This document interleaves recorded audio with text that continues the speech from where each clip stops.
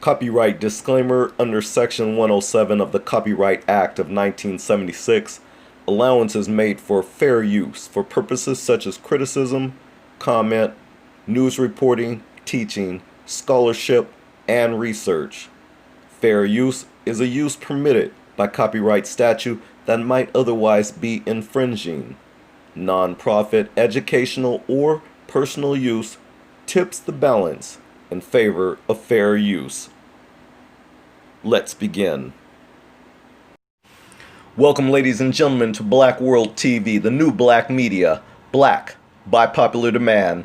Family, this video is about black cops don't make policing any less anti-black.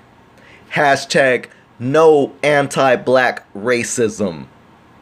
So, this article is part of Abolition for the People, a series brought to you by a partnership between Kaepernick Publishing and Level. The series, which comprises of 30 essays and conversations, points to the crucial conclusion that policing and prisons are not solutions for the issues and people the state deems social problems, and calls for a future that puts justice and the needs of the community first.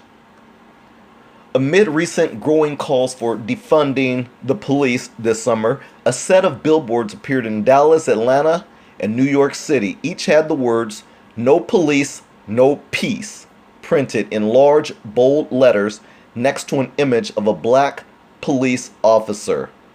Funded by a conservative right-wing think tank, the billboards captured all the hallmarks of modern pro-policing propaganda. The jarring choice of language, a deliberate corruption of the protest chant, "No justice, no peace," follows a pattern we see frequently from proponents of the police state.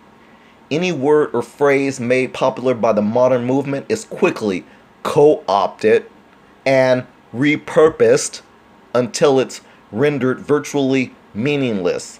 Yes, they do this to Black America all the time. But perhaps the most insidious aspect of modern pro-police propaganda is reflected in the choice to make the officer on the billboard the face of a black man. This is in keeping with the narrative pro-police advocates seek to push on a regular basis in mass media, that policing can be racist when there are black officers on the force, and that the police force itself is an integral part of black communities. When Freddie Gray died in police custody, police defenders quickly pointed out that 3 of the officers involved were black, implying that racism couldn't be a factor in a case where the offending officers were the same race as the victim. When I scaled the flagpole at South Carolina's Capitol in 2015 and lowered the Confederate flag, many noted that it was a black officer who was tasked with raising the flag to the top of the pole again. When an incident of brutality brings a city to its brink, black police chiefs are paraded to the podiums and cameras to serve as the face of the United States racist police state and to symbolically restore a sense of order.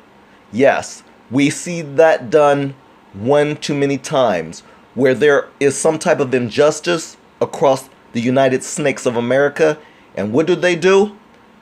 Like clockwork, they'll go get their top token black person, who is usually made a police chief, so that way they have a fall guy or fall woman, and then they parade them in front of the TV cameras for you and I to listen to their rhetoric repeat some of the white supremacist talking points.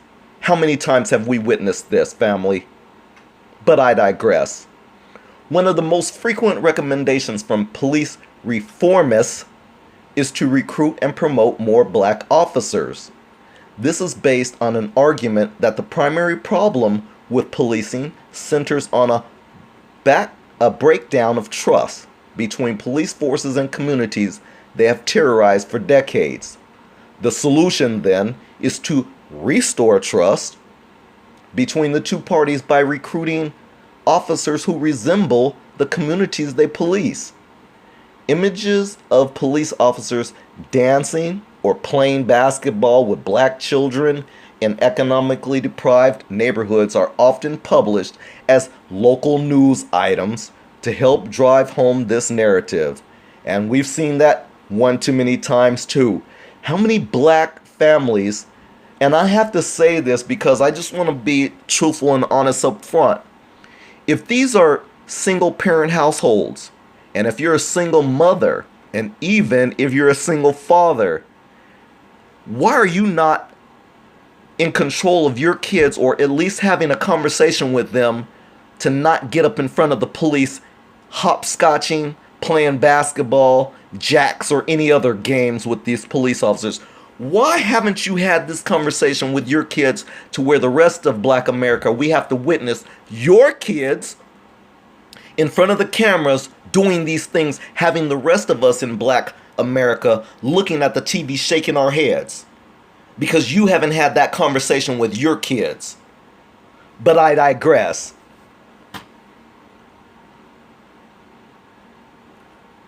The idea gained traction in the aftermath of numerous urban rebellions in the 60s and has been a resurgence in the wake of the 2014 Ferguson uprising.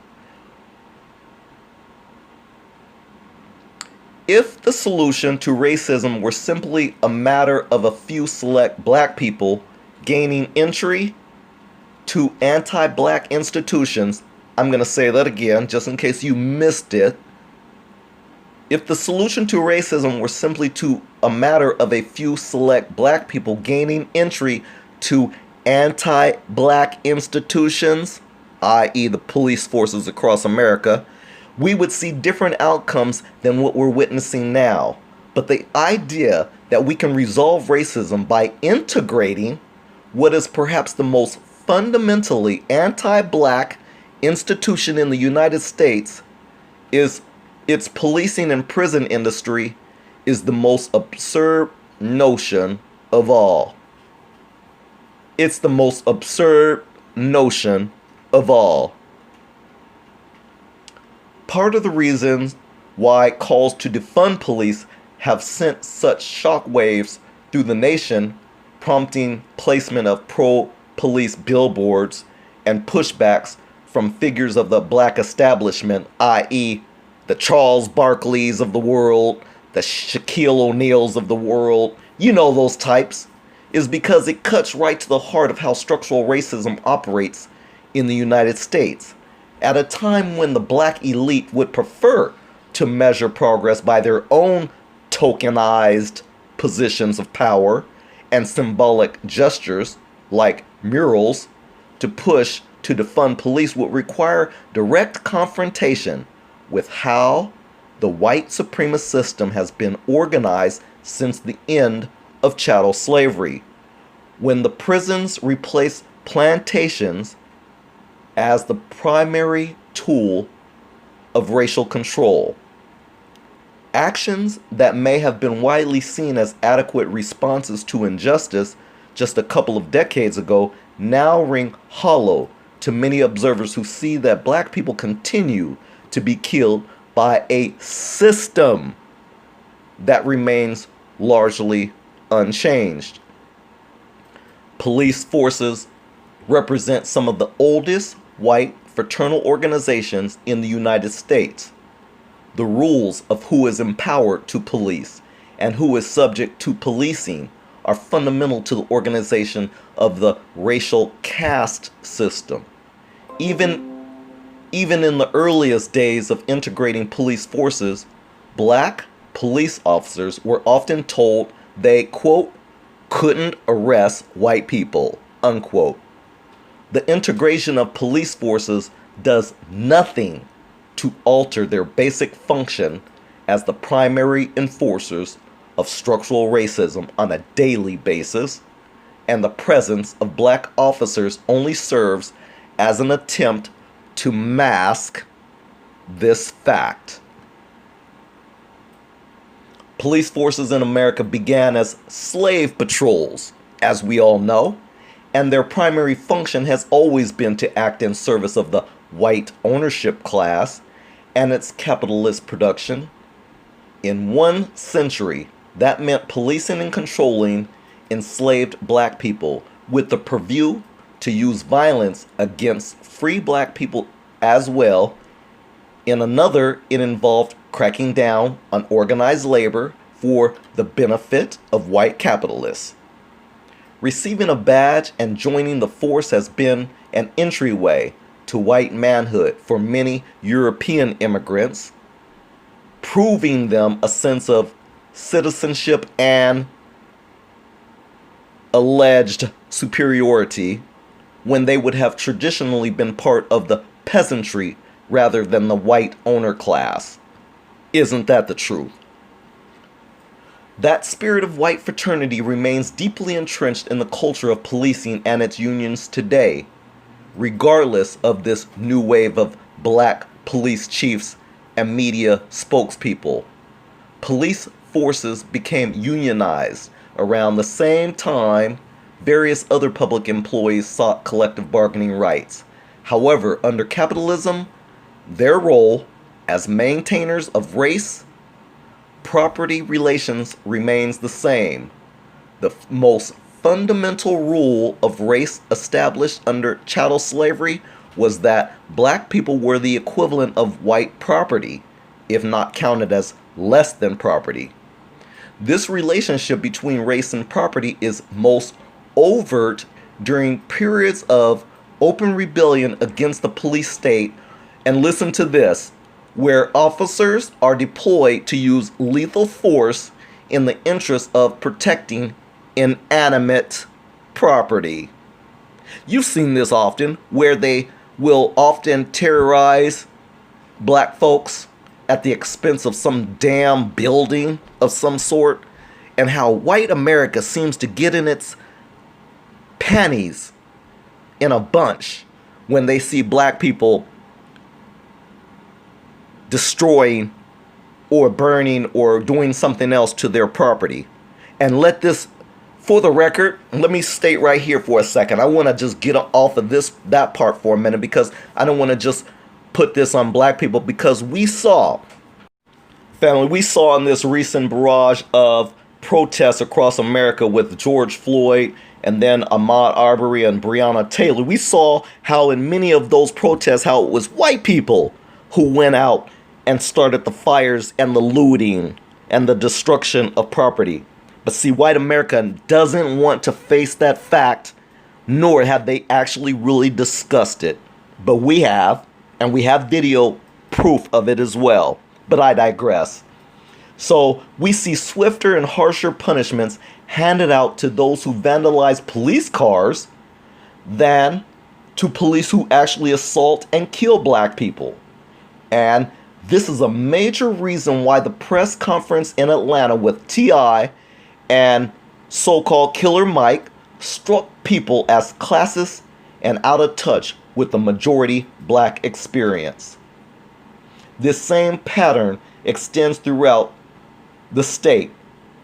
Roughly a quarter of all bailiffs, correctional officers, and jailers are black. Go figure that. Yet there's no indication that diversifying the staff of a racist institution results in less violence and death for those who are held within it. That's because the institution continues to operate as designed. It's not broken. It's not broken, as reformists are fond of saying.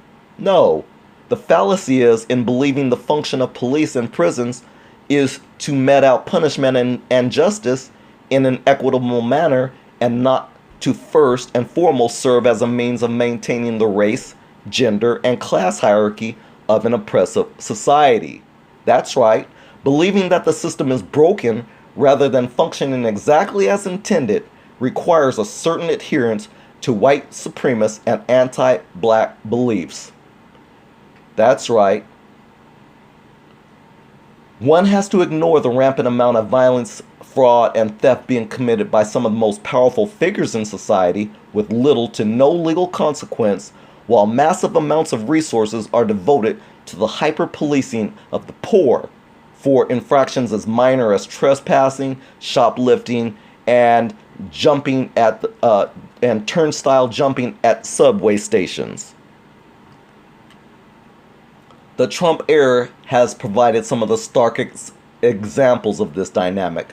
The most powerful person in the nation and his associates have been able to break the law and violate the Constitution, including documented crimes against humanity, in full view of the public, while he proclaims himself as the upholder of law and order. Wealthy celebrities involved in the college admissions bribery scandal have gotten away with a slap on the wrist for orchestrating a multi-million-dollar scheme while a dozen NYPD officers surrounded a black teenager, guns drawn for the crime of failing to pay $2.75 for a subway ride. The propaganda that depicts this type of policing as being essential to public safety and order is fundamentally classist and anti-black. It traces its roots to the black codes that were passed immediately after the Civil War to control the movements of newly freed black people. Family, I'm going to go down and end this here. I'm going to leave a link to this article so you can review the full article, because I did skip some parts that I wasn't going to include in this video, but I will leave a link to it. So, the most pressing question remains: why are we seeking to integrate and reform modern manifestations of the slave patrols and plantations in the first place? Question mark. In Mississippi and Louisiana, state penitentiaries are converted plantations. What is a reformed plantation? And what is its purpose? We must remember that many of these so-called reforms are not new. For as long as the plantation and chattel slavery systems existed, there also existed black slave owners, black overseers, and black slave catchers who participated in and profited from the daily operations of white supremacy. And we've seen that today with some of the mammies and coons who do that today. The presence of these few black people in elevated positions of power did nothing to change the material conditions of millions of enslaved people back then.